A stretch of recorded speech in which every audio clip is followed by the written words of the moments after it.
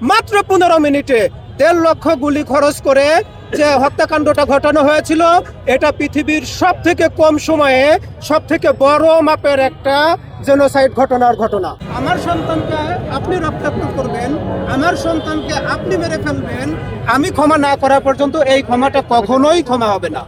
এই জন্যে আমি কওমি আলেমদেরকে একটা অংশকে যারা এখানে হত্যাকাণ্ড ঘটানোর পরই আপনারা কোনো আলেম শেখ হাসিনার কাছে গিয়ে বললেন যে আপনি আমাদের মা, আপনি কওমি জননী, আপনি তাকে মা ডাকেন, আপনি তাকে আপা ডাকেন, সেটা নিয়ে আমার মাথা ব্যথা নাই।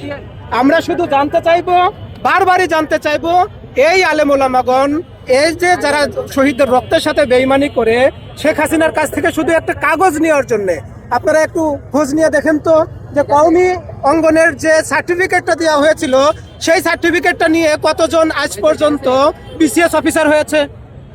তাদেরকে যে সার্টিফিকেটটা দেওয়া হয়েছিল, সেই সার্টিফিকেট নিয়ে আজ পর্যন্ত কতজন বড় বড় জায়গায় চাকরি করতেছে।